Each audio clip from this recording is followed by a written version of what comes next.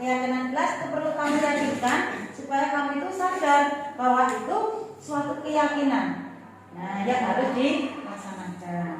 Nah, coba keyakinan kelasnya Mbak Safira, tolong tulis.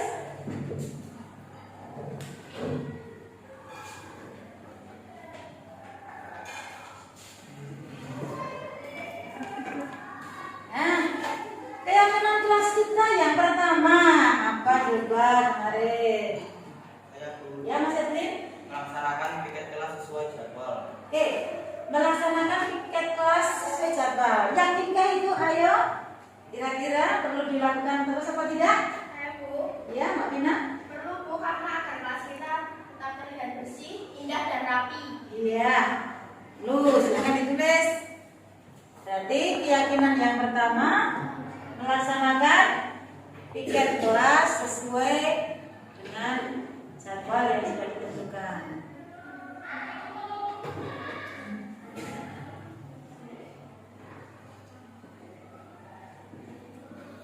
Nah, sesuai jadwal gitu aja ya.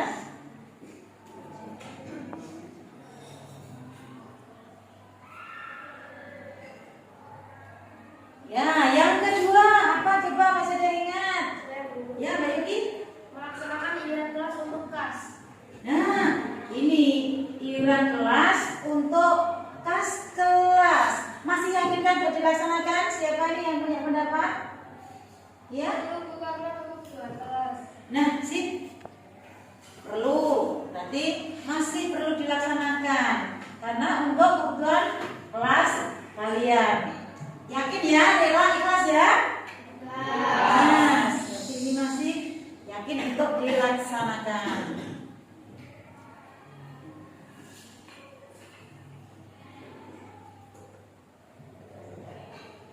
Nah, oke. Keyakinan kelas yang ketiga, ayo. Ya, Mbak Vina? Membawa bekal makanan dan minuman. Nah, monggo. Waalaikumsalam warahmatullahi wabarakatuh. Silakan duduk Mas Edwin. Baik Bu, terima kasih. Mas Edwin tahu mengapa ibu panggil ke sini? Tahu Bu, karena saya merusak papan aman di mejanya Dista. Apakah kamu tahu bahwa perbuatan merusak papan nama di mejanya Desta itu suatu kesalahan? Iya Bu, saya tahu itu merupakan kesalahan. Ibu tahu kamu melakukannya pasti bukan tanpa alasan. Coba alasannya apa kamu sampai melakukan itu? Saya marah Bu, karena Desta sering usil dan perkataannya sering menyakiti hati saya Bu. Oh iya, berarti kamu marah dan tidak suka dengan sikapnya Desta. Nah, sekarang kita tanya, apakah kamu sudah pernah berbicara hal ini dengan Desta? Tidak Bu, saya takut. Iya, kamu takut. Akhirnya kemarahan kamu lampiaskan ke merusak apa namanya Desta ya? Iya Bu. Nah, untuk bukan orangnya yang dirusak ya, tapi apa namanya saja. Nah, tuh jadi alasannya adalah itu. Nah, tapi ibu tanya, apakah itu kamu tahu itu suatu kesalahan? Ya Bu, saya tahu. Jadi setiap orang itu punya salah, itu biasa. Karena manusia itu tidak sempurna. Dulu kakak kelas kalian juga ada kok yang pernah melakukan kesalahan seperti ini, tapi bisa diperbaiki. Nah, jadi nanti kita perbaiki bersama kesalahan ini ya. Iya Bu. Nah, jadi sekarang permasalahannya adalah kamu ingin menunjukkan kepada Desta bahwa sikapnya itu salah. Kamu marah. Nah, tapi dengan perbuatan kamu dengan merusak papan namanya Desta itu juga bukan suatu perbuatan yang benar. Nah, coba apakah kamu masih ingat kesepakatan kelas yang sudah kita buat semester kemarin? Masih Bu. Coba sebutkan. Bersama-sama menjaga keamanan dan kenyamanan kelas. Oke. Jadi itu kesepakatan kelas yang sudah kita sepakati. Nah, apakah itu kesepakatan kelas itu harus kita laksanakan? Iya Bu. Nah, sekarang aku bertanya, apa yang akan kamu lakukan untuk melakukan kesepakatan kelas dengan baik? Saya akan mengganti papan desa dan saya tidak akan merusaknya lagi. Ya. Saya akan menjaga keamanan dan kenyamanan kelas sesuai dengan keyakinan kelas saya. Iya, bagus. Oke, kemudian kapan kamu akan memperbaiki papan nama yang sudah kamu rusak atau kamu menggantinya kapan? Nanti Bu, setelah pulang sekolah saya akan mengganti papan namanya Ustaz. Oke, Mas Edwin, kamu memang anak yang baik dan sangat bertanggung jawab. Nah, saya harapkan hari ini bisa kita ulang lagi ya. Ya Bu, terima kasih.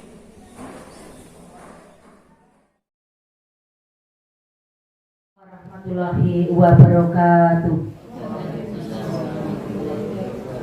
Alhamdulillahirabbil alamin wa binasta'inu ala umuri dunya waddin wassalatu wassalamu ala asrofil anbiya'i wal mursalin wa ala alihi wa ashabihi ajmain. Amma ba'd. Yang terhormat Bapak Kepala SMP Negeri 1 Trucuk, Bapak Hartoyo SPD MPD, Bapak Ibu Wakil Kepala Sekolah dan Bapak Ibu Guru, calon guru penggerak, serta Bapak Ibu Guru dan karyawan keluarga besar SMP Negeri 1 Trucuk yang berbahagia yang kami hormati.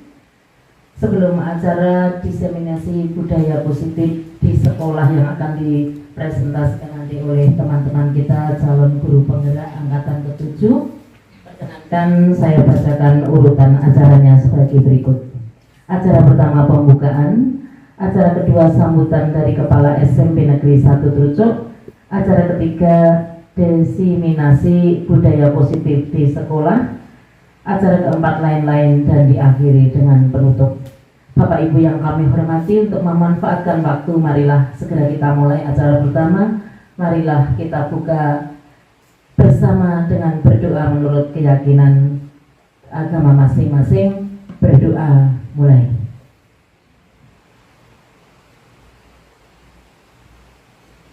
Berdoa selesai, bagi yang beragama Islam marilah kita buka bersama dengan membaca bacaan basmalah. Bismillahirrahmanirrahim. Selanjutnya acara kedua, sambutan dari Kepala SMP Negeri 1 Trucuk. Yang terhormat Bapak Hartoyo SPD MPD, dipersilakan.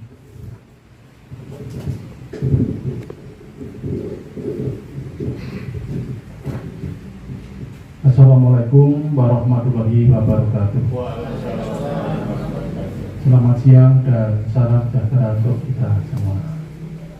Bapak Ibu yang saya hormati, terlebih calon guru penggerak atau CGP, marilah kita selalu memanjatkan puji syukur alhamdulillahirabbil alamin kepada Allah Subhanahu wa taala, Tuhan yang Maha Kuasa, di mana sampai siang ini kita dalam keadaan sehat walafiat dan selalu mendapat petunjuk atau hidayahnya.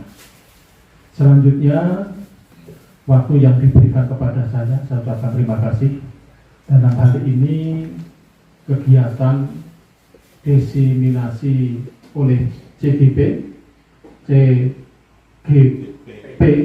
calon guru penggerak dengan tema budaya positif di sekolah, dengan harapan semua warga, Bapak Ibu guru dan karyawan di SMP Negeri 1 Trucuk akan mendapatkan pengibasan atau penjelasan pembahasan dengan narasumber calon guru penggerak, di mana sudah mendapatkan ilmu dari belajar mandiri, mempelajari modul, beserta mendapatkan pendampingan dari pengajar praktek. Dan kemarin sudah dilakukan beberapa macam kegiatan, diantaranya pendampingan, diskusi, dan sebagainya, berlangsung dengan waktu yang lama. Alhasil memperoleh hasil yang baik dan sudah diterapkan di sekolah SMP Negeri 1 Trucuk. Namun ada beberapa hal yang perlu disampaikan juga dan dikuatkan, diimbaskan kepada Bapak Ibu semua. Dengan harapan kita mengetahui budaya positif di sekolah, kita benar-benar menjadi guru yang pas atau wajib ditaladani oleh para peserta didik. Dengan demikian akan terwujud profil pelajar Pancasila yang diantaranya beriman dan bertakwa kepada Tuhan Yang Maha Esa. Ini paling baku. Sehingga besok diharapkan tercipta yaitu generasi emas, generasi pengganti kita yang benar-benar bertanggung jawab untuk membangun negara. Oleh sebab itu, Bapak Ibu, dalam kegiatan diseminasi yang nanti akan disampaikan oleh calon guru penggerak di SMP Negeri 1 Trucuk, luar biasa. Beliau masih muda, energik, dan insya Allah saya doakan lulus menjadi guru penggerak, mendapatkan sertifikat yang besok akan mempunyai hak-hak tertentu. Bapak Ibu yang saya hormati, mungkin sambutan saya hanya singkat, yang paling banyak adalah pengimbasan. Dari saya, bila mana ada kata-kata yang tidak berkenan, mohon maaf. Wassalamualaikum warahmatullahi wabarakatuh.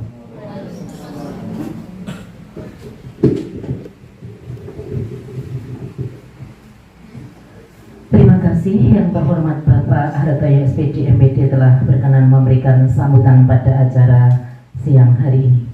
Selanjutnya sampailah pada acara inti adalah diseminasi budaya positif di sekolah oleh calon guru penggerak angkatan ke-7 SMP Negeri 1 Trucuk. Kepada rekan-rekan dari calon guru penggerak dipersilakan.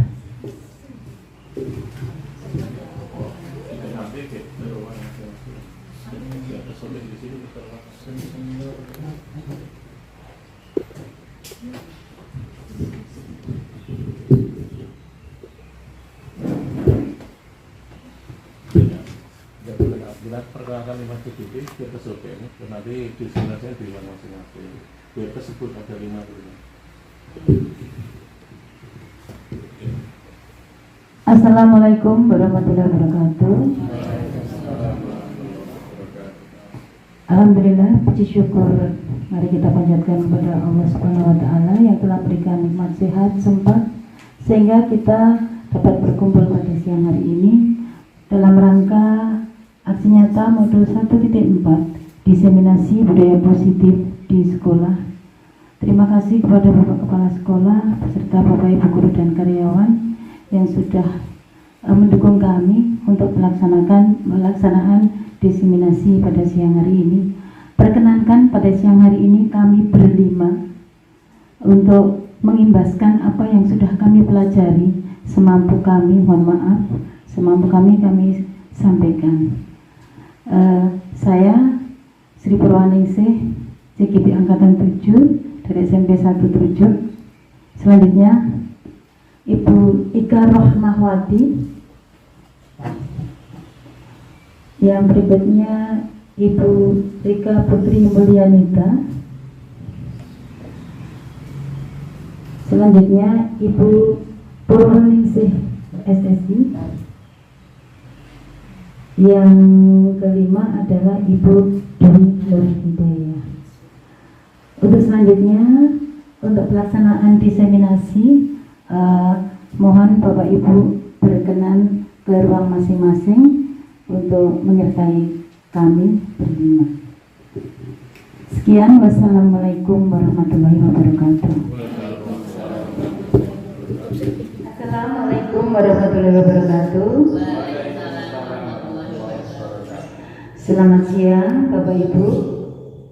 Puji syukur mari kita panjatkan kepada Tuhan Yang Maha Esa karena kita sudah diberikan kesempatan untuk berkumpul di sini dalam rangka pengimbasan seminasi modul 1.4 tentang pemahaman dan pengalaman penerapan budaya positif di SMP Negeri 1 Trucuk.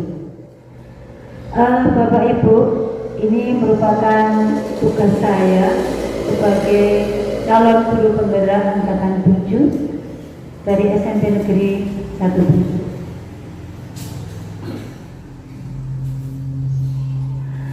Ini perkenalkan, saya Sri Purwaningsih, kemudian Bapak pengajar praktik saya adalah Bapak Sadali SPD, dan Bapak Budi Herijanto MPD adalah fasilitator saya.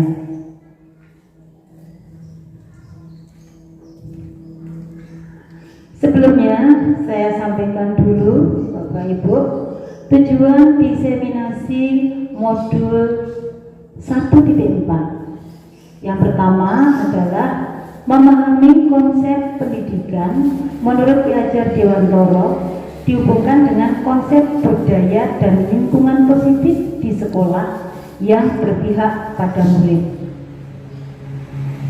Yang kedua, melakukan evaluasi dan refleksi tentang praktik disiplin dalam pendidikan Indonesia secara umum untuk mendapatkan pemahaman baru mengenai konsep disiplin positif untuk menciptakan murid dengan profil pelajar Pancasila.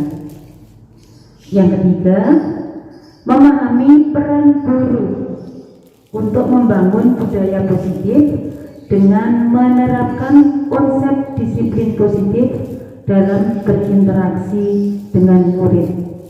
Jadi ini tujuan dari diseminasi modul 1.4.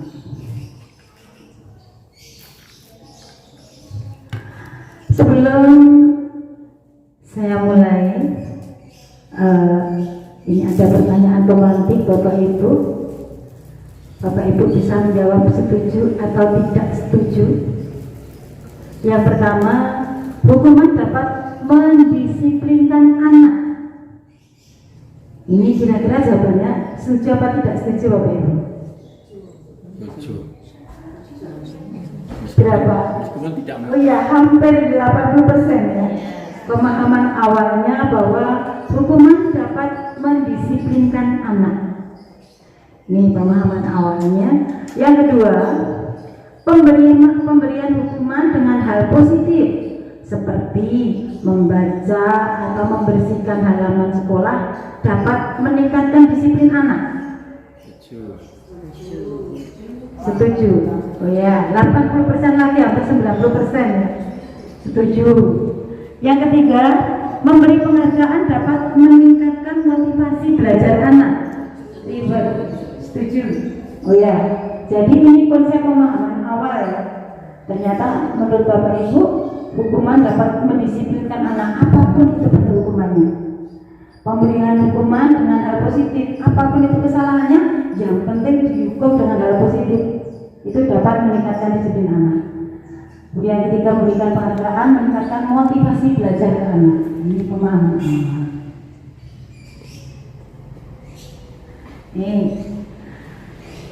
Kita simpan dulu pemahaman kita yang tadi ya Bapak Ibu. Kita simpan dulu pengertian awal tadi, apakah sudah sesuai apa belum. Nanti sambil berjalan nanti akan ketemu titik temunya. Nah, ini topik dalam diseminasi yang akan kita bahas pada siang hari ini. Yang pertama adalah disiplin positif dan nilai-nilai kebajikan universal. Yang kedua, teori motivasi, hukuman dan penghargaan serta restitusi. Yang ketiga, keyakinan kelas. Yang keempat, kebutuhan dasar manusia dan dunia berkualitas. Yang kelima, posisi kontrol. Yang keenam adalah segitiga restitusi. Pemahaman konsep yang pertama tadi disiplin positif dan nilai-nilai kebajikan universal. Nah, nih sebelum ke ini kita ke disiplin positif dan nilai-nilai kebajikan universal. Disiplin yang bersifat positif itu seperti apa? Nah, ini ada kegiatan kepalan tangan. Ada A dan B, mungkin penyelenggara berdua bisa mempraktekkan berpasangan ini. A dan B, Anda dan teman Anda. Sebenarnya secari kertas kecil, tuliskan benda atau sesuatu yang sangat berharga untuk Anda. Letakkan di salah satu tangan Anda dan genggam benda atau sesuatu tersebut dengan segala daya. Buatlah sebuah kepalan sekuat mungkin. Kemudian teman Anda yang B akan mencoba dengan sekuat tenaga dengan berbagai cara untuk meminta Anda memberikan benda tersebut. membujuk, mengancam, menghardik, merayu, menyuap, apa saja dilakukan agar dapat membuka kepalan tangan Anda. Pertanyaannya, kalau itu merupakan sesuatu hal yang Anda anggap sangat berharga sekali, kira-kira dengan perlakuan dari teman Anda yang mau mencoba dengan segala macam cara itu, Anda akan bersikap bagaimana? Akan bersikap bagaimana, Bapak Ibu? Mempertahankan. Karena kita tahu bahwa di sini ini adalah sesuatu yang sangat berharga sekali. Mau dibuka, tapi Anda tidak boleh, jangan, karena ini sesuatu yang sangat berharga. Tentu saja yang mau membukanya melakukan segala macam cara. Nah, dengan membujuk, mengancam, menghardik, merayu, menyuap, apa saja dia lakukan. Kira-kira apa yang akan Bapak Ibu lakukan? Tadi sudah ada jawaban dari Bapak Sukiman, mempertahankan sekuat tenaga. Seandainya Bapak, saya meminta dengan menangis, dengan minta berbelas kasih, akhirnya Bapak menjadi kasihan dengan saya. Itu yang membuat Bapak membuka telapak tangan, kepala tangan. Itu dari saya atau dari hati nurani Bapak sendiri?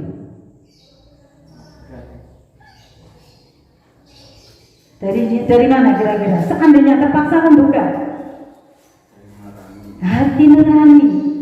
Jadi sebenarnya apapun yang dilakukan ketika seseorang itu mau memaksa, mau mendisiplinkan dengan cara apapun, baik itu dengan menghardik, merayu, selagi dalam diri seseorang itu tidak ada keinginan mengontrol dirinya untuk melakukan itu, sebenarnya tidak ada manfaatnya. Sama dengan murid, ketika kita menginginkan anak, mendisiplinkan anak dengan berbagai macam cara, tapi selagi anak tersebut tidak mengontrol dirinya sendiri, ingin melakukannya, itu pun tidak akan ada manfaatnya. Oke lah, hanya sekali, karena takut mungkin, karena apa, diancam. Oke lah sekali, karena dirayu. Oke lah sekali, karena ada ribetnya, ada harapannya. Habis itu ternyata kembali ke sifat dasarnya. Ini jadi perubahan paradigmanya. Ini yang harus kita amati dulu. Oh, ternyata apapun yang kita lakukan kepada murid, mendisiplinkan, tapi selagi kita nggak bisa membuat anak tersebut punya motivasi intrinsik untuk melakukan hal itu tidak akan bisa menghasilkan sesuatu hal yang maksimal. Lanjut ya. Berikutnya, setelah kita paham yang tentang paradigma tadi, sekarang kita bahas berikutnya tentang perubahan paradigma, teori kontrol atau teori pilihan atau ilusi kontrol. Selama ini yang terjadi Bapak Ibu, ternyata kita ini sama-sama hanya berada di dalam ilusi. Ilusi itu berarti nyata kan? Tidak. Jadi hanya ilusi saja, hanya kita menganggap berilusi bahwa satu, ilusi guru mengontrol murid. Kadang kita ini merasa saya akan mampu mengontrol anak itu, padahal di dalam hati nuraninya kita tidak tahu. Mungkin ketika di hadapan kita saja kelihatan dia taat, kelihatan dia patuh. Itu. Terus yang kedua, ilusi bahwa kritik dan membuat orang merasa bersalah dapat menguatkan karakter. Ini dengan kritikan dan dengan membuat orang merasa bersalah, anak-anak dibuat dengan merasa bersalah, itu selama ini kita anggap itu akan menguatkan karakter mereka. Jadi kalau kritik mungkin ini lebih jelas di depan, tapi kalau membuat rasa bersalah, ini kadang kita dengan kata-kata yang halus, tapi mengena di hati, buat anak sakit hati kadang. Nih, jadi apakah kamu tidak merasa kasihan sama babi dulu? Ini sudah cukup membuat anak itu merasa bersalah. Ini dianggap selama ini menjadi penguat karakter. Padahal sebenarnya ini akan membuat anak merasa semakin bersalah. Yang ketiga, ilusi bahwa semua penguatan positif efektif dan bermanfaat. Jadi bujukan, rayuan, termasuk ribet dan lain sebagainya, itu merupakan penguatan positif yang efektif dan bermanfaat. Ini ilusi saja, karena ini tidak akan selamanya berdampak pada siswa, pada murid. Ini siswa akan cenderung tergantung pada apa yang akan dia dapatkan nanti kalau dia melakukan hal tersebut. Yang berikutnya, ilusi bahwa orang dewasa memiliki hak untuk memaksa. Mohon maaf, selama ini mungkin kita menganggap anak itu, murid itu pribadi yang lemah karena usianya yang masih muda, dianggap belum berpengalaman dan lain sebagainya. Maka kita punya power, kita punya hak untuk memaksa anak-anak. Seandainya dipaksa, maka mungkin mereka akan melakukan hal yang kita inginkan, tapi itu sifatnya tidak selamanya. Oke, ini ilusi, hanya ilusi belaka ternyata selama ini. Lanjut, ya. Sekarang kita amati tentang perubahan paradigma stimulus respon ke teori kontrol atau teori pilihan. Selama ini kita hanya di stimulus kontrol, stimulus respon. Jadi kita belum mengacu ke teori kontrol atau pilihan. Kita lihat yang pertama, stimulus responnya. Kita mencoba mengubah orang agar berpandangan sama dengan kita. Sadar atau tidak Bapak Ibu, ini sering sekali kita lakukan kepada murid. Ini. Terus dari kontrolnya, kita berusaha memahami pandangan orang lain tentang dunia. Jadi biarkan dia punya pandangan yang berbeda, maka kita berusaha memahami pandangan mereka. Yang kedua, perilaku buruk dilihat sebagai suatu kesalahan. Ini di stimulus responnya. Di teori kontrolnya, semua perilaku memiliki tujuan. Maka ketika ada anak, ada murid itu melakukan pelanggaran, yang harus kita lakukan adalah apa tujuan dari apa yang dia lakukan, apa alasannya kenapa kamu melakukan hal tersebut. Kemudian yang ketiga, orang lain bisa mengontrol saya. Selama ini kita sudah di zona itu, dari kita sekolah sampai kita jadi guru, kadang pikiran ini selalu ada, orang lain bisa mengontrol saya. Nah, ini untuk teori kontrolnya hanya Anda yang bisa mengontrol diri Anda sendiri. Jadi hanya masing-masing individu yang bisa mengontrol dirinya sendiri. Berikutnya, saya bisa mengontrol orang lain. Ini tentu saja tidak. Anda tidak bisa mengontrol orang lain. Berikutnya, pemaksaan ada pada saat bujukan gagal. Terus dibujuk, dirayu dan lain sebagainya. Ketika gagal maka dipaksa. Endingnya apa? Yang menimbulkan permusuhan. Yang betul di teori kontrol adalah kolaborasi dan konsensus menciptakan pilihan baru, memberikan alternatif.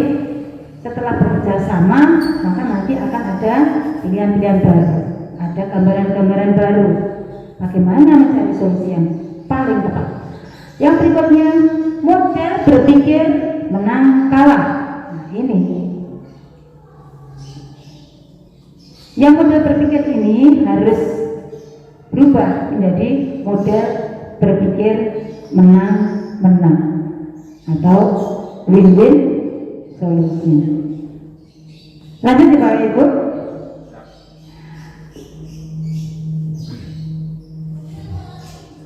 Nah, sebenarnya inti yang disampaikan itu ada di sini. Ini disiplin positif tentang teori kontrol dan teori pilihan oleh Dr. William Glasser. Nih, jadi Anda tidak bisa mengontrol orang lain, hanya Anda yang bisa mengontrol diri sendiri. Semua perilaku pasti memiliki tujuan. tujuan. Jadi kita tidak bisa langsung menjudge atau memberikan label ke seorang. Terus bisa tahu apa tujuan dari apa yang dia lakukan. Terus model berpikir menang-menang dengan kolaborasi dan konsensus menciptakan pilihan baru. Realitas kebutuhan kita berbeda, kita berusaha memahami pandangan orang lain tentang dunia, dan setiap orang memiliki gambaran yang berbeda-beda. Nih, lanjut ya. Nah, sekarang apakah makna dari disiplin? Disiplin berasal dari bahasa Latin disiplin, yang artinya adalah belajar. Bisa juga makna asal dari kata ini berkonotasi tentang disiplin diri dari murid. Ini menurut Stratus dan Plato. Disiplin diri membuat orang menggali potensinya menuju sebuah tujuan, apa yang dia hargai. Namun dalam budaya kita, makna dari kata disiplin telah berubah menjadi sesuatu yang dilakukan seseorang pada orang lain untuk mendapatkan kepatuhan. Sesuatu yang dilakukan seseorang pada orang lain untuk mendapatkan kepatuhan.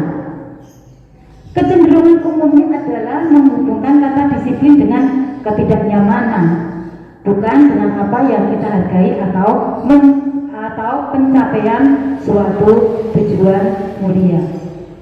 Jadi di sini kesimpulannya, makna disiplin yang kita pahami secara umum sudah berubah, yaitu menjadi sesuatu yang dilakukan seseorang pada orang lain untuk mendapatkan kepatuhan. Supaya orang itu menjadi patuh itu harus bagaimana? Akhirnya hanya itu. Jadi hanya menimbulkan apa? Ketidaknyamanan. Jadi kalau sudah mendengar istilah kita harus disiplin, nggak nyaman ini, nggak nyaman ini, nggak masuk ini. Akhirnya cita-cita untuk meraih sesuatu yang kita hargai atau tujuan mulia yang kita idam-idamkan dari pencapaian disiplin tadi itu hilang. Akhirnya yang ada hanya itu, ketidaknyamanan. Oke. Nih, jadi ini tadi disiplin positif ya. Akhirnya disiplin positif yang akhirnya nanti berkaitan dengan budaya positif. Jadi sebenarnya budaya positif itu jadinya apa ya? Jadi budaya positif itu mungkin ada yang punya pendapat, Putri? Dari yang sudah kita pelajari sampai di sini. Budaya positif itu dilihat dari disiplin yang positif ya, Bu ya. Terima kasih. Jadi budaya positif itu ditumbuhkan dari apa tadi? Budaya yang dari disiplin yang positif.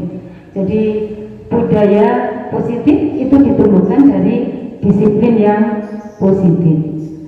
Budaya itu adalah dari hasil cipta, rasa dan karsa. Jadi kalau cipta itu bagaimana kita menghasilkan sesuatu berkaitan dengan kemampuan berpikir. Tuh, cipta. Rasa itu berarti berkaitan dengan kepekaan hati, perasaan terhadap suatu keadaan. Kalau karsa ini berkaitan dengan daya dorong dari diri kita untuk melakukan sesuatu. Tuh, jadi betul sekali. Tadi budaya positif bisa timbul dari disiplin positif. Nih, jadi berupa pembiasaan. Jadi pembiasaan yang positif yang di dalamnya tentu saja berisi dengan kegiatan-kegiatan yang akan membuat murid, kalau di sekolah ya, murid ini nanti mempunyai karakter yang positif. Nih, nilai-nilai kebajikan universal. Nilai-nilai kebajikan adalah sifat-sifat positif manusia yang merupakan tujuan mulia yang ingin dicapai setiap individu. Nilai tersebut bersifat universal, umum, menyeluruh, dan lintas bahasa, suku bangsa, agama maupun latar belakang. Setiap perilaku perbuatan memiliki suatu tujuan. Kembali tadi ini teorinya Dr. William Glasser. Dengan mengaitkan nilai-nilai kebajikan yang diyakini seseorang, maka motivasi intrinsik akan terbangun sehingga menggerakkan motivasi dari dalam untuk dapat mencapai tujuan mulia yang diinginkan. Jadi dengan mengaitkan nilai-nilai kebajikan yang diyakini seseorang, maka akan membangun motivasi intrinsik sehingga menggerakkan motivasi dari dalam untuk mencapai tujuan mulia. Kalau motivasi dari dalam itu sudah terbangun, kita tidak perlu membuka telapak tangan dengan merayu, menghardik, memberikan ribet atau mengancam dan lain sebagainya. Akhirnya sudah akan mengontrol dirinya untuk membuka telapak tangannya tadi sesuai dengan tujuan mulia yang dia yakini. Oh, kalau ini saya lakukan, apa yang akan saya peroleh?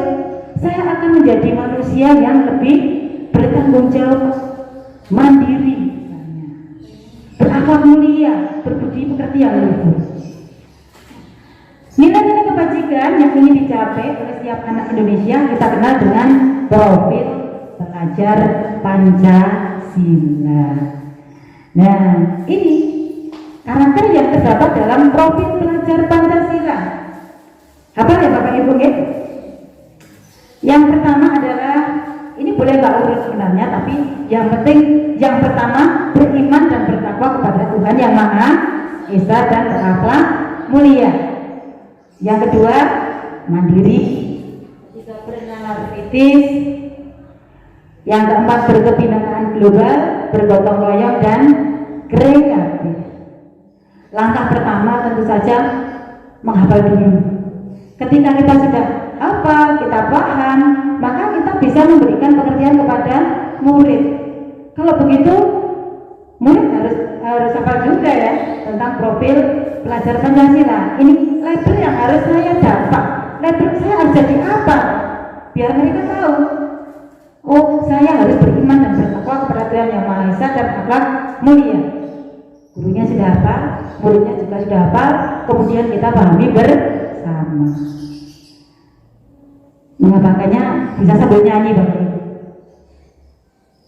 Masih ada yang ingat lagu? Bukan. Saya mau tamasya berkelila. Itu bisa pakai itu. Belajar Pancasila, beriman dan bertakwa pada Tuhan yang Esa dan berakhlak mulia, berkebinekaan global, gotong royong mandiri, kreatif dan bernalar kritis. Selesai. Ya. Nih, jadi kita hafalkan, kita pahami, kita resapi. Oh, yang namanya beriman dan bertakwa kepada Tuhan yang Maha Esa itu seperti apa, berakhlak mulia seperti apa.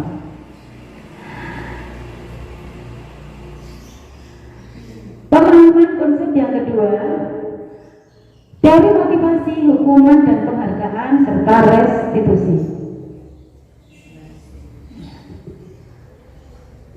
Teori motivasi perilaku manusia. Jadi setiap manusia itu dalam melakukan suatu hal itu ada motivasinya. Motivasinya adalah motivasi eksternal dan internal. Motivasi eksternal ada dua. Ini yang pertama, untuk menghindari ketidaknyamanan atau hukuman. Berarti di dalam angan-angannya apa yang akan terjadi? Apa rasa sakit apa? Rasa nyaman apa? Rasa tersiksa apa yang akan saya terima kalau saya tidak melakukan hal ini? Ini sudah menjadi motivasi eksternal dari orang lain, berarti ada penekanan dari orang lain. Ketika tidak ditekan, ya sudah, dia kembali ke karakter dasarnya.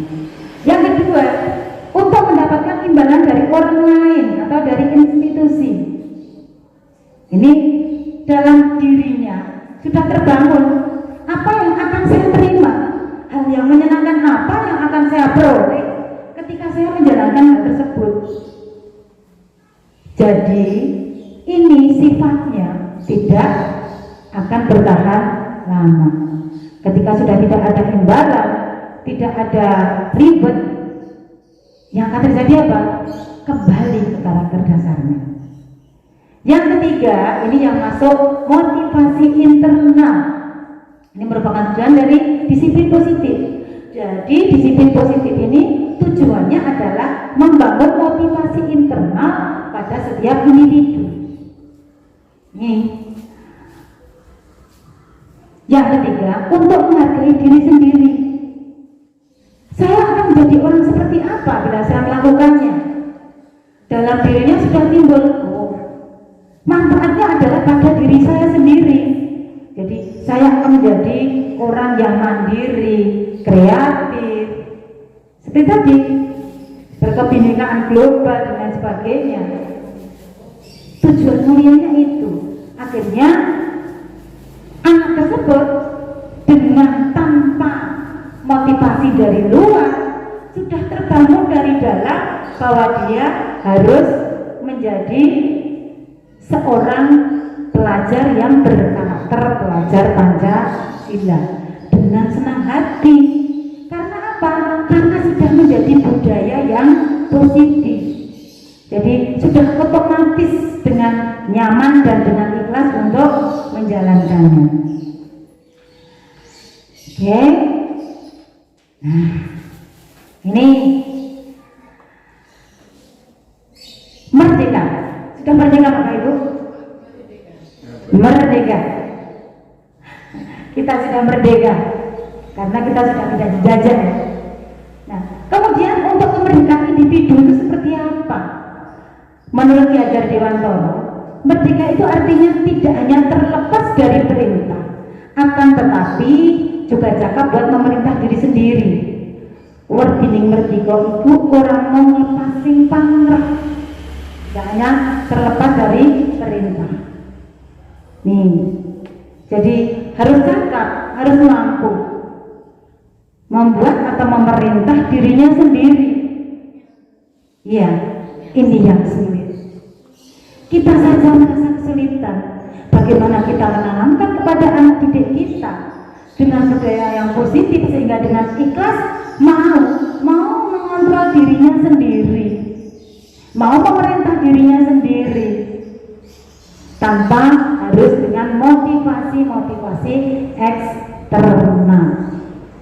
Karena intinya bagaimana kalau seseorang itu tidak mampu memerintah dirinya sendiri, harus ada pihak lain yang harus mengontrol dirinya.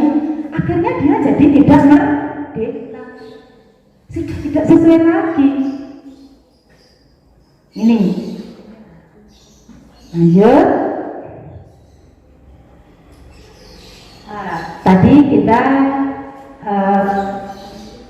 90% beranggapan bahwa penghargaan ribet itu bisa membuat anak menjadi semakin disiplin. Bagaimana pengaruhnya kira-kira? Dihukum oleh penghargaan, masa penghargaan kok malah menghukum? Bahwa penghargaan berlaku sama dengan hukuman dalam arti meminta atau membujuk seorang melakukan sesuatu untuk memenuhi suatu tujuan tertentu dari orang yang meminta atau membujuk. Dorongan internal dan akan ada faktor ketergantungan.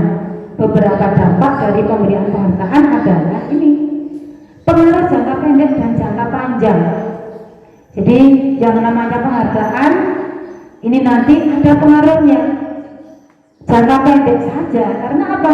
Ketika diberi penghargaan dia semangat untuk menjalankan. Tapi ketika sudah tidak diberikan ribet, wis meletre lagi. Ini manusiawi ya Bapak Ibu.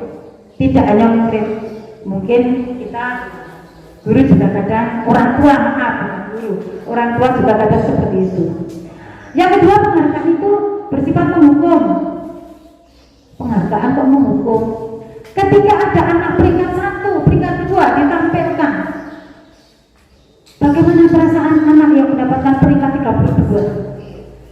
Sakit hati. Mungkin ketika ego kita sama, lahir belum sinau, saya sendiri nggak mau belajar.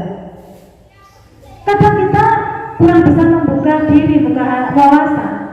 Mungkin anak itu kemampuannya memang sebatas itu, atau dia punya kelebihan-kelebihan lain yang belum bisa kita gali. Ada kata mungkin, ayah kalau dia sudah biasa, biar dia saja. Penghargaan mengurangi ketepatan.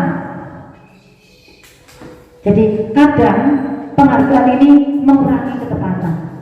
Ukuran menjadi tidak tepat karena adanya penghargaan. Penghargaan tidak efektif karena banyak pertimbangan, akhirnya malah tidak efektif. Penghargaan merusak hubungan. Yang ranking 1 dengan tidak pernah dapat ranking, akhirnya bergerombol, berpihak, mengelompok, merasa beda kasta di kelas. Oh, situlah kelompoknya orang-orang pinter, sini kan kelompoknya orang-orang bodoh. Ini kata-kata ini mungkin kita kadang tidak mengamati, tapi sering terjadi di lingkungan kelas. Nah, ini diukur oleh penghargaan menurunkan kualitas.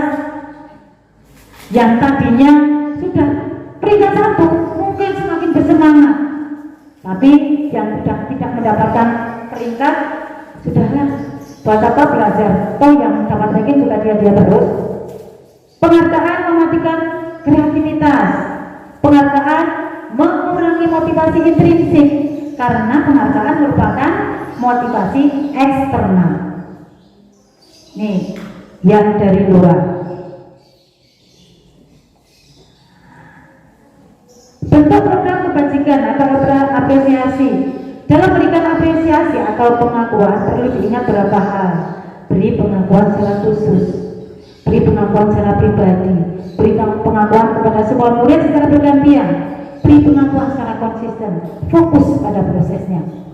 Boleh kita berikan pengakuan, tapi beri pengakuan secara khusus. Khusus pada bidang ini, kamu memang jempol. Meskipun pada bidang yang lain, mungkin anak itu kurang, lemah. Boleh kok kita sebagai wali kelas mau munculkan anak. Nah, ini Joko yang tadi sudah ketika kerja bakti begitu rajin, dia berikan keteladanan yang baik, yang lainnya duduk-duduk, yang sudah bekerja keras. Ini lo bisa dengan secara pribadi, tidak secara umum. Terus kita bisa berbagi perhatian kepada semua murid, beri pengakuan secara konsisten dan fokus pada proses. Ini ada contoh pengakuan apresiasi kebajikan. Kemarin saya perhatikan rasa empati besar sekali pada saat menolong murid baru di kelas kita. Ini ada kalimat pembukanya, nilai kebajikan yang disebutkan, terus situasinya pada saat seperti apa kita sebutkan. Saya menghargai kepedulianmu pada saat kamu membantu teman-temanmu di tugas kelompok. Terima kasih untuk tanggung jawabmu pada saat kamu membuat kertas yang berserakan di lantai. Ini kadang anak yang peringkat 32 ini lebih peka dengan kebersihan daripada anak yang peringkat pertama.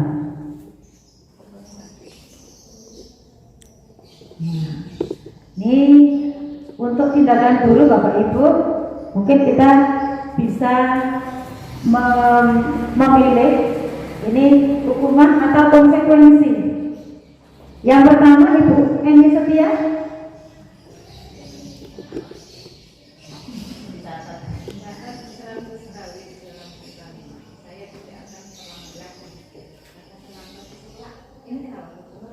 Iya, ini kira-kira hukuman atau atau konsekuensi ya?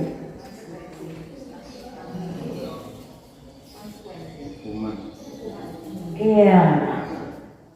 Oke, hukuman atau konsekuensi? Hukuman ya.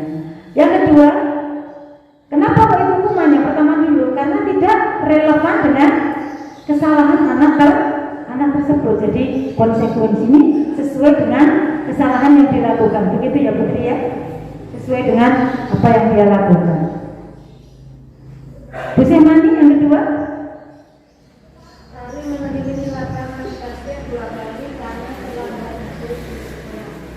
Hukuman? Oh iya, hukuman.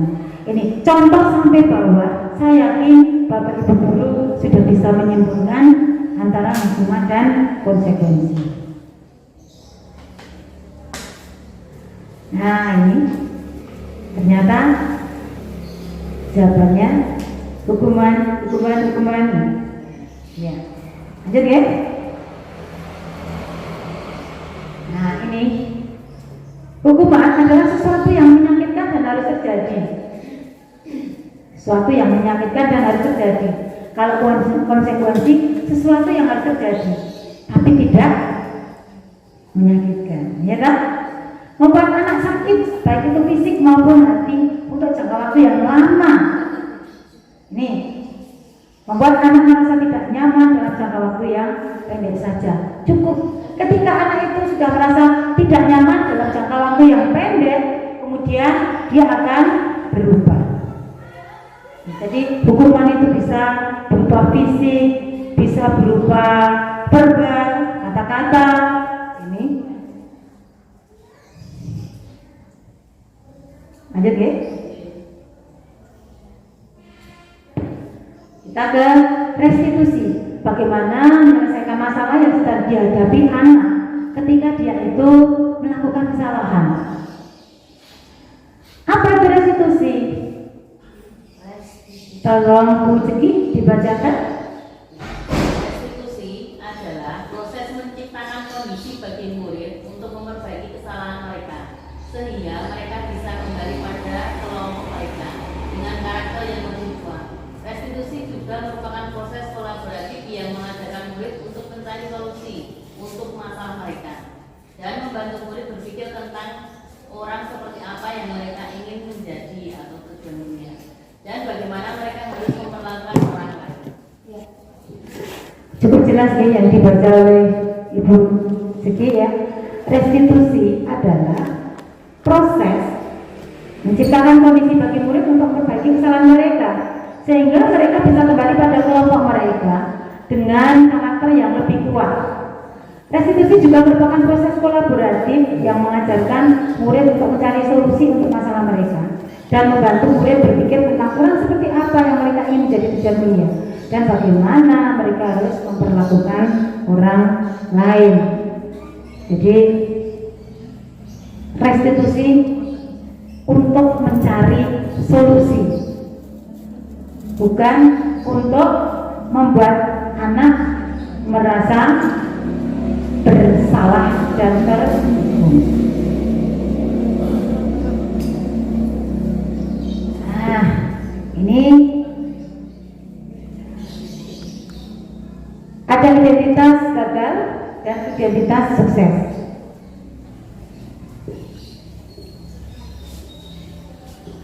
Identitas gagal ini biasanya berupa hukuman. Ini sesuatu yang menyakitkan harus terjadi. Ini identitasnya adalah gagal. Anak akan merasa semakin bersalah sepanjang hayat. Sakit. Kalau yang disiplin konsekuensi sesuatu yang harus terjadi. Restitusi merupakan pilihan. Hukuman tidak nyaman untuk murid atau anak dalam waktu yang jangka panjang.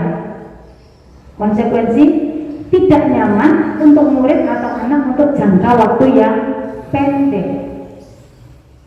Nih konsekuensi. Kalau restitusi menguatkan untuk murid atau anak dalam jangka waktu yang panjang. dan seterusnya. Sifatnya bahwa Bapak Ibu ya, kalau hukuman ini negatif. Kenapa? Identitas gagal negatif.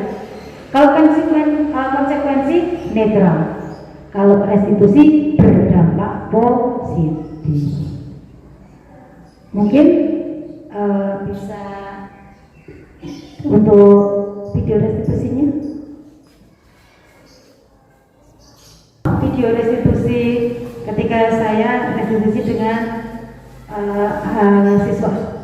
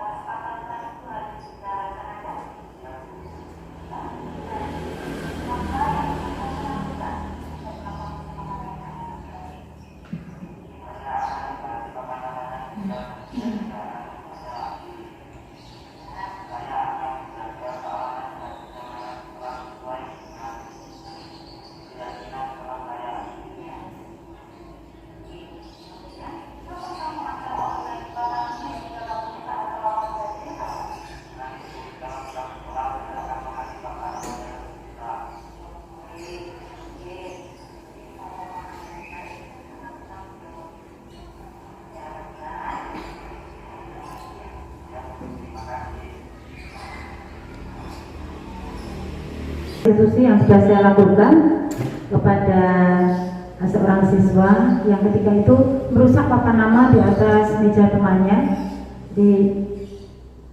Ketika itu saya tanyakan apa tujuannya. Dia melakukan pasti dengan tujuannya apa. Kemudian saya mengingatkan tentang keyakinan kelas yang sudah diyakini bersama. Ya.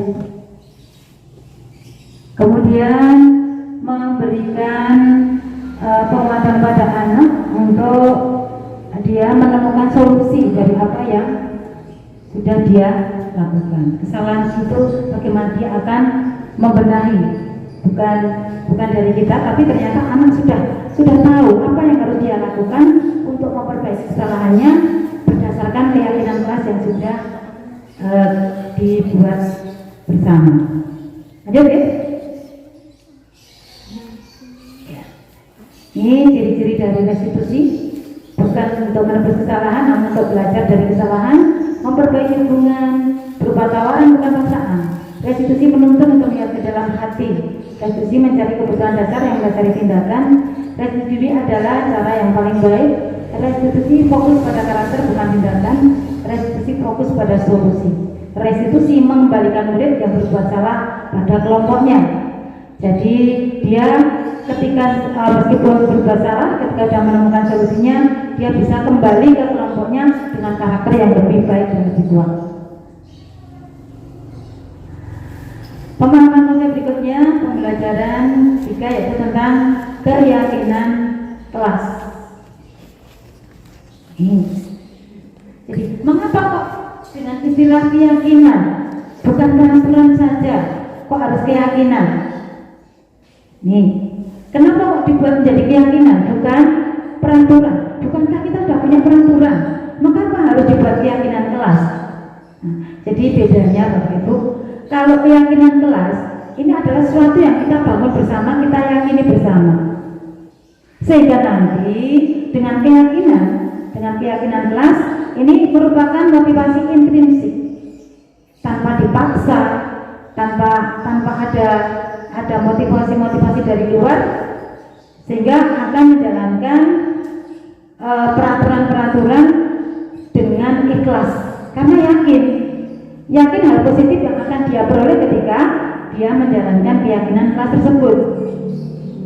Mohon maaf, seperti misalnya kita yakin dengan ajaran agama yang kita anut, yakin, maka kita jalankan dengan ikhlas, dengan sukarela, karena tahu apa yang akan kita peroleh. Kita akan menjadi pribadi-pribadi yang lebih baik.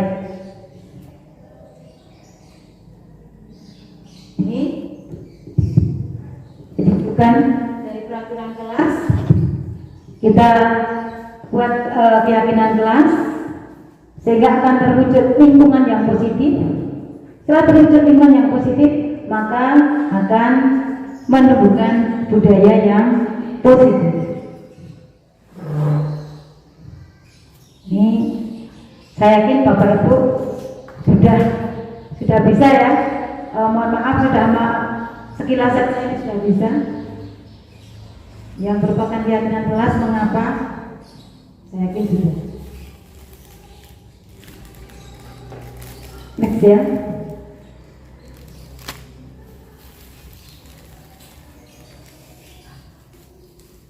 Ini ada peraturan selalu kembalikan buku ke tempatnya. Dilarang mengganggu orang lain. Hadir sekolah 15 menit sebelum pembelajaran dimulai. Contoh peraturan.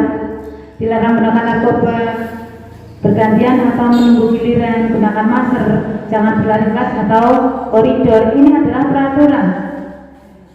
Nah, ini harus menjadi apa? Menjadi keyakinan supaya semua bisa berjalan tanpa paksaan. Jadi selalu kembalikan buku ke tempatnya. Ini berarti mengembalikan buku ke tempatnya. Ini baru menjadi keyakinan kelas.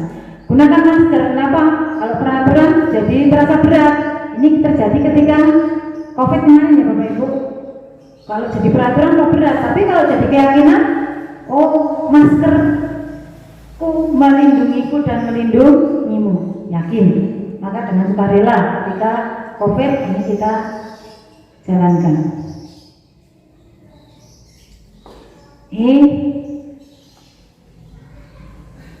Peraturan selalu kembalikan buku ke tempatnya. Keyakinan kelasnya tanggung jawab. Dilarang mengganggu orang lain. Keyakinan kelasnya menghormati orang lain. Hadir di sekolah 15 menit sebelum pembelajaran dimulai. Ini berkomitmen ya, berkomitmen. Ini dilarang melakukan kekerasan. Ini keselamatan dan menghormati orang lain. Dilarang menggunakan narkoba. Apa? Karena yakin berkaitan dengan kesehatan. Nih. Pemahaman konsep yang keempat, kebutuhan dasar manusia. dan dunia berkualitas. Nih, kebutuhan dasar manusia ini akan mempengaruhi budaya positif. Di antaranya ada kasih dan sayang dan rasa diterima, penguasaan, kebebasan, senangan, bertahan hidup. Ini kebutuhan dasar manusia. Setiap manusia memerlukan kebutuhan dasar dari lima-limanya yang tidak bisa ditinggalkan. Pembelajaran 5 tentang posisi kontrol. 5 posisi kontrol. Ini 5 posisi kontrol. Baik, kita cermati Bapak Ibu. 5 posisi kontrol diantaranya adalah sebagai penghukum, pembuat orang merasa bersalah, sebagai teman, sebagai pemantau, dan sebagai manajer. Kalau posisi kontrol sebagai penghukum, itu berarti kita akan memberikan rasa apa? Sakit tadi, rasa sakit, rasa tidak nyaman dalam jangka waktu yang lama. Nih, dengan verbal maupun dengan fisik. Nih, menghardik, menunjuk-nunjuk, menyindir-nyindir, menyakiti. Terus yang berikutnya buat orang merasa bersalah, berceramah dan mengatakan seharusnya, ini pelan biasanya, seharusnya kamu itu semakin sadar bahwa yang kamu lakukan itu sangat menyakiti hati bagi ibu guru. Ibu guru kecewa dengan sikap kamu. Ini. Terus posisi sebagai teman, ini membuatkan alasan-alasan untuk muridnya. Ini akhirnya nanti yang timbul adalah ketergantungan. Pemantau, ini menghitung dan mengukur sampai seberapa pencapaiannya. Terus yang paling tinggi posisi kontrol adalah sebagai manajer.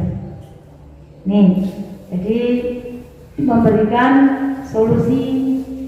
Nih, akhirnya anak nanti bisa menemukan caranya sendiri untuk menyelesaikan permasalahan yang dia hadapi.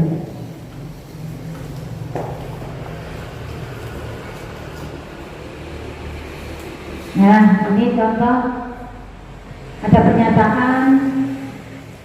Ini siapa yang membuat saya kecewa sekali dengan kamu. Ini adalah pada posisi Bapak Ibu guru sebagai orang yang membuat rasa bersalah, membuat orang merasa bersalah. Kamu tidak pernah benar melakukannya. Dibilangi berkali-kali kok tidak pernah benar. Ini sudah hukuman, meskipun bukan hukuman fisik. Nah, kalau kita pada posisi kontrol sebagai teman, ayolah lakukan demi Bapak Ibu guru. Nih. Terus, apakah kamu mau mendapat stiker bintang hari ini? Ini pemantau. Bagaimana kamu bisa menyelesaikan masalah ini? Ini manajer. Anak akan menemukan solusinya. Oke, bergerak antara peraturan, pemantau, konsekuensi, hadiah, nilai, manajer, bagaimana perbaikinya. Ini saya yakin Bapak Ibu guru sudah paham. Yang berikutnya, yang keenam, pemahaman konsep yang keenam adalah segitiga restitusi. Nah, ini segitiga restitusi. Jadi ketika kita melakukan restitusi terhadap anak, ketika seorang anak itu melakukan suatu kesalahan, maka kita harus berada pada segitiga restitusi. Nih, jadi menstabilkan identitas, terus menanyakan keyakinan, validasi kebutuhan. Jadi ketika anak itu melakukan kesalahan, kamu tentu punya alasan mengapa kamu lakukan itu. Nanti anak pasti menjawab, iya Bu, iya Pak, alasannya ini, mengapa saya lakukan. Terus kita menstabilkan identitasnya. Oke lah, kalau kamu sudah merasa melakukan kesalahan, yang jelas setiap orang itu tidak ada yang sempurna, kalimatnya pasti seperti itu. Kamu bukan satu-satunya orang yang pernah melakukan kesalahan, tapi setiap orang yang punya kesalahan harus bisa berubah menjadi lebih baik. Ketika tahu itu salah, nanti pasti tahu kebenarannya. Kemudian kita kaitkan dengan keyakinan kelas. Maka keyakinan kelas ini penting sekali, harus kita buat awal sebelum kita melakukan pembelajaran pada awal semester. Setelah tahu, setelah diingatkan, masih ingatkah kamu dengan keyakinan kelas yang sudah kita buat? Ketika anak menjawab sudah, nah lalu bagaimana kamu untuk mewujudkan keyakinan kelas tersebut? Nanti anak akan menemukan solusinya. Nah, ini contoh stabilkan identitas. Tadi sudah di video yang saya sampaikan. Ini validasi kebutuhan. Kamu bisa saja akan melakukan hal yang lebih buruk, tapi kamu tidak melakukannya, kan? Seperti tadi di kalimat saya, oke lah, karena kamu marah sama desa, kamu cukup merusak apa namanya ya, bukan merusak desanya ya. Nih, jadi ini menjadi validasi ini. Menanyakan keyakinan yang terakhir tadi, apakah kamu masih ingat keyakinan kelas yang sudah kita bangun bersama? Diingatkan, digali ke keyakinan kelasnya. Ketika anak sudah ingat, baru kita sampaikan. Lalu apa yang akan kamu wujudkan? Apa yang akan kamu lakukan untuk mewujudkan keyakinan kelas tadi berkaitan dengan masalah yang dihadapi?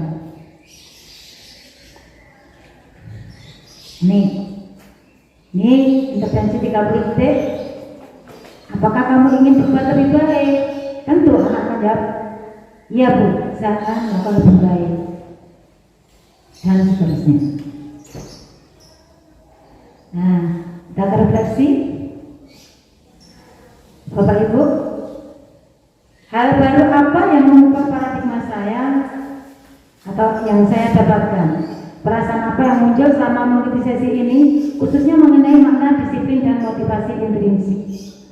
3. Peran among seperti apakah yang saya telah lakukan selama mengikuti modul ini? 4. Saya akan menjadi among seperti apakah setelah mengikuti diseminasi ini? Mungkin refleksi yang pertama, Ibu Vero bisa bantu saya? Kira-kira setelah bersama tadi, hal baru apa yang mengubah paradigma saya yang saya dapatkan? Yang didapatkan. Kalau tadi kita merasa mampu mengontrol, kita merasa dengan sekuat tenaga, kita dengan bujukan bisa menghardik, bisa mengancam, dan pemahaman yang lainnya. Hal baru apa yang mengubah paradigma kita ya? Silakan. Ternyata kita selama ini berada pada posisi yang ilusi belaka. Nyata masih banyak hal-hal yang belum sesuai dengan apa yang sebenarnya terjadi pada diri anak. Ternyata kita ketika merasa mengontrol, dapat menekan, dapat mengontrol, dapat mempengaruhi. Itu ternyata ketika anak melakukan hal tersebut, bukan kita yang mengontrol, tapi karena anak mempunyai tujuan tersendiri ketika dia melakukan hal itu. Dia mungkin. Terus yang kedua, perasaan apa yang muncul selama mengikuti sesi ini?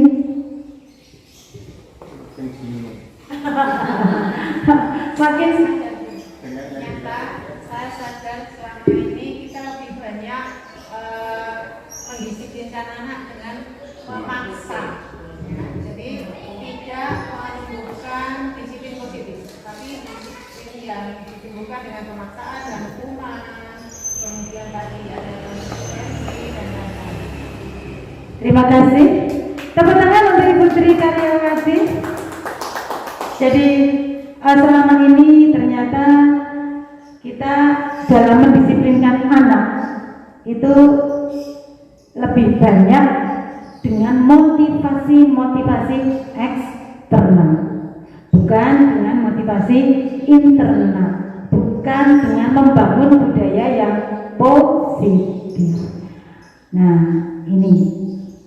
Kemudian yang ketiga, peran amal seperti apakah yang telah saya lakukan selama ini? Ayo, Bu Eni Setia mungkin? Bu Eni Sianise? Boleh curhat? Peran amal seperti apa? Atau mungkin sudah sesuai dengan yang kita bahas?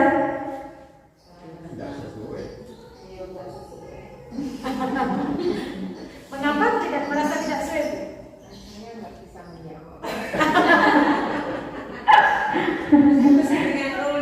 Berdiskusi dengan Putri Diastina, mungkin bisa menjawab. Peran amal seperti apa? Silahkan bercerita. Apakah sudah sesuai?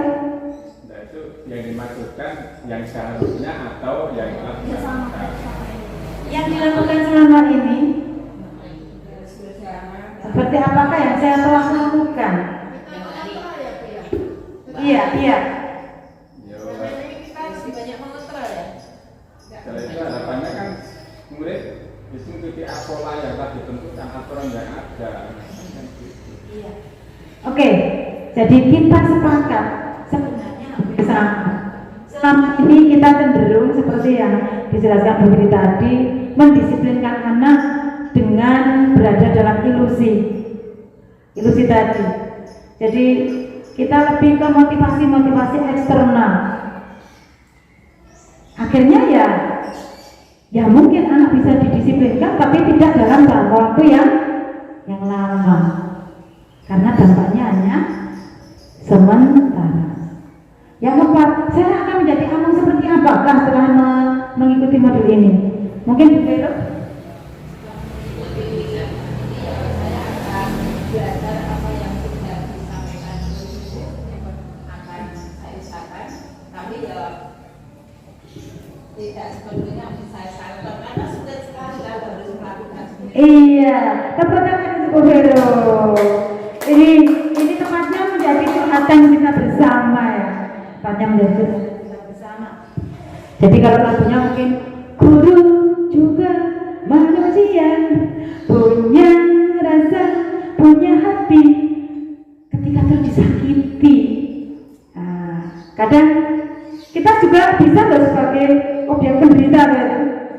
Loh, kadang bukan kita tapi dari siswanya. Jadi yang jelas mungkin kita tetap mencoba belajar pelan tapi pasti.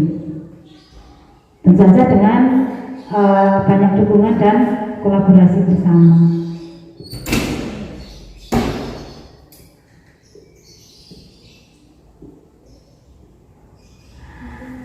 Terima kasih Bapak Ibu sudah bersama saya.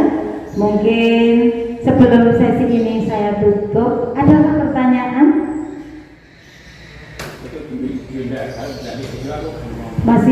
Masih on dong.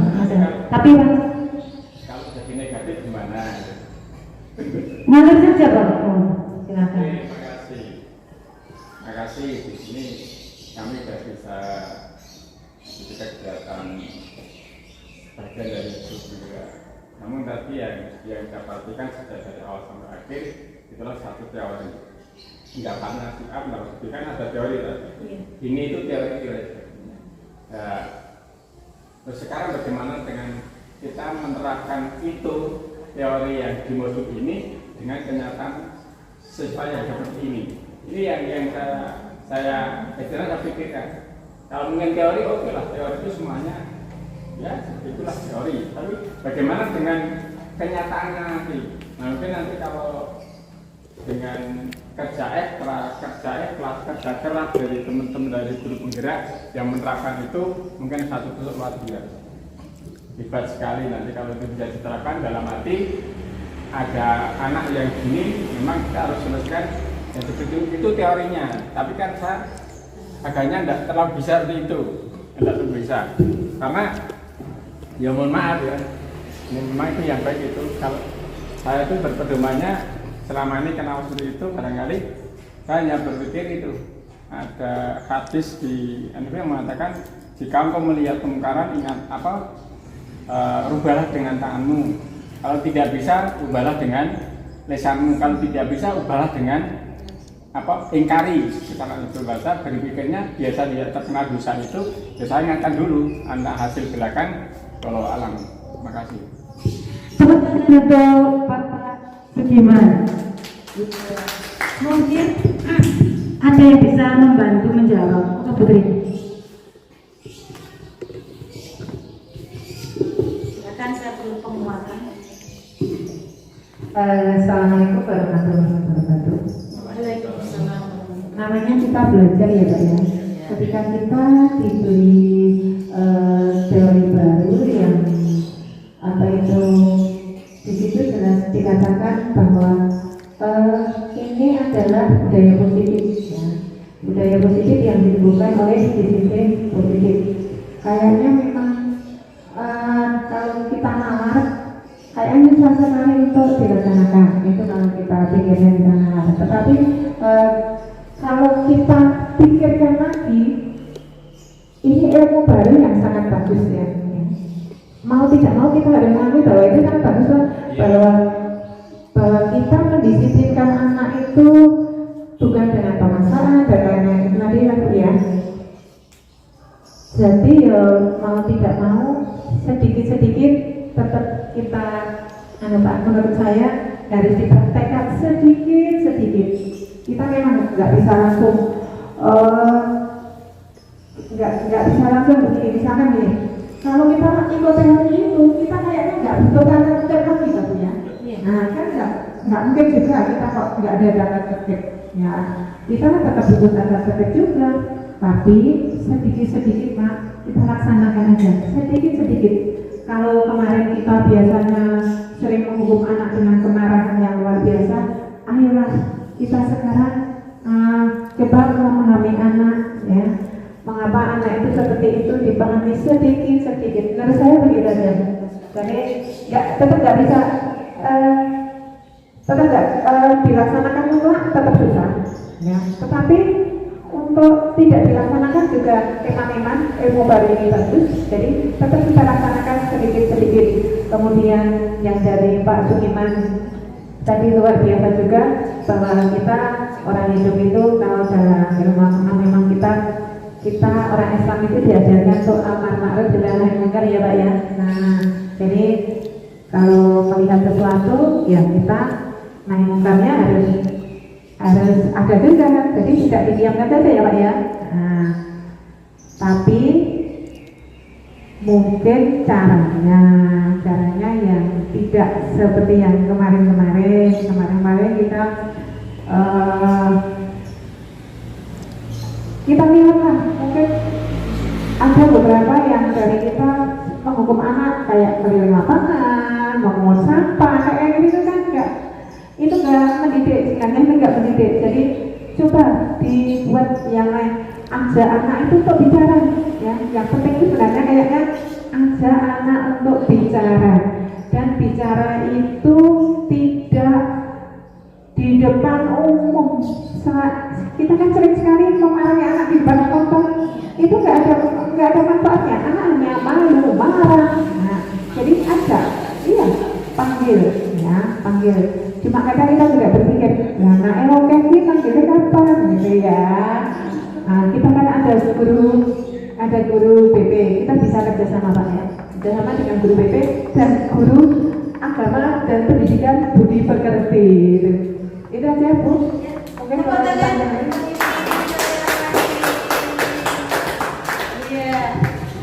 Pertanyaan yang cukup berkualitas dengan jawaban yang juga berkualitas. Akhirnya kita bisa menyimpulkan bahwa memang ilmu baru bisa diterapkan. Tadi saya sudah matur pelan tapi pasti. Karena kalau tidak diterapkan juga eman-eman. Tapi yang penting jangan sampai bertentangan dengan akidah ya Bapak ya. Iya, itu yang memang perlu kita pegang. Di pelan tapi pasti kita selami dengan direstitusi. Kalau di kelas itu kita biasanya pemetaan kelas dari awal observasi 2 minggu, maskotnya udah ketemu, maskotnya ketemu. Oh, pentolannya yang mana ya? Itulah biasanya yang mentol pojok sana, pojok sini, tengah. Ini bisa kita restitusi. Mungkin begitu ya Putri ya. Jadi biar kita ajak dia ngobrol, kita senangi hatinya. Kemudian peraturan tadi, kalau kita di kelas ingatkan dengan keyakinan. Keyakinan yang jadi budaya. Memang lama nanti prosesnya Pak Iman. Kita budaya Indonesia itu tumbuh juga lama. Hasil cipta, rasa dan karsa itu tumbuhnya juga lama. Akhirnya menjadi budaya positif yang di dalamnya adalah pembiasaan-pembiasaan yang positif. Di sekolah kita sudah banyak pembiasaan yang positif. Pembiasaan positif. Jadi kegiatan-kegiatan yang bisa menumbuhkan karakter-karakter yang positif. Setelah tapi pasti. Yeah. Intinya tadi hari ini itu kalau diringkas itu kayaknya kita itu membangun komunikasi kayaknya ini tadi, restitusi dan sebagainya, kita kan membangun komunikasi. Jadi iya, jadi semua diselesaikan dengan komunikasi. Ya. Tepuk tangan yang meriah untuk kita semua. Mungkin Mama masih ada? Baiklah. Sudah cukup? Oke. Saya cukupkan sekian untuk diseminasi modul 1.4 tentang budaya positif. Saya sudah mencoba menyampaikan apa yang saya pelajari dalam pendidikan calon guru penggerak. Niat saya menyampaikan adalah ketika hal itu adalah positif, mari kita ambil bersama. Dan apabila yang saya sampaikan ada yang tidak berkenan, saya mohon maaf yang sebesar-besarnya. Wabillahi taufiq wal hidayah. Wassalamualaikum warahmatullahi wabarakatuh. Assalamualaikum warahmatullahi wabarakatuh. Perkenalkan, saya Ika Agustina, guru SMP Negeri 1 Trucuk. Setelah saya mengikuti diseminasi budaya positif bersama Ibu Sri Purwaningsih SPD, membuat saya menjadi lebih paham akan pentingnya penerapan budaya positif khususnya di lingkungan SMP Negeri 1 Trucuk.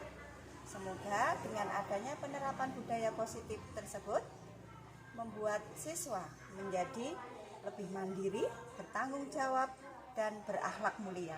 Terima kasih.